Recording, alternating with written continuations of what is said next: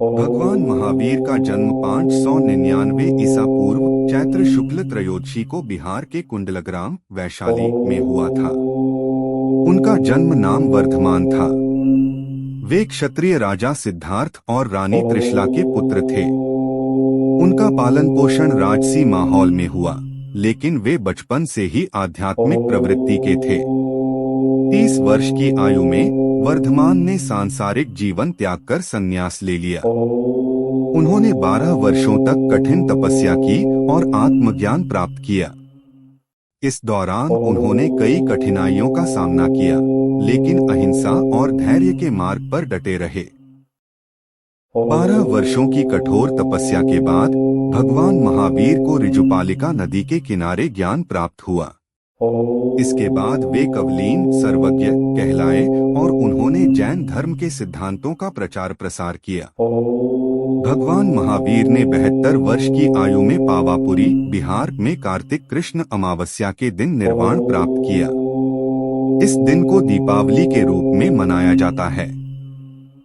भगवान महावीर ने अहिंसा, सत्य, अपरिग्रह, ब्रह्मचर्य और अस्तेय के सिद्धांतों पर जोर दिया।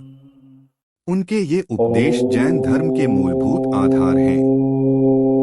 अहिंसा, अहिंसा परमो धर्म। भगवान महावीर का सबसे महत्वपूर्ण संदेश अहिंसा था। उन्होंने कहा कि किसी भी जीव को शारीरिक या मानसिक रूप से कष्ट नहीं पहुंचाना चाहिए।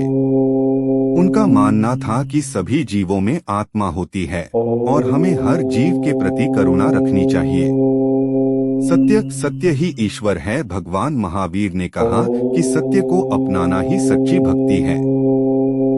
झूठ बोलना केवल दूसरों को ही नहीं, बल्कि स्वयं को भी धोखा देने के समान है।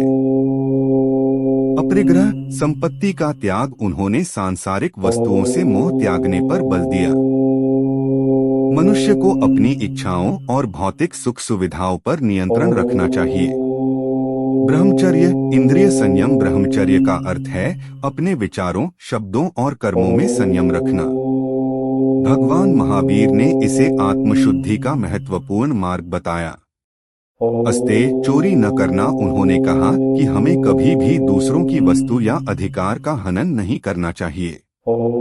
दूसरों की संपत्ति को बिना अनुमति लेना भी चोरी के समान है।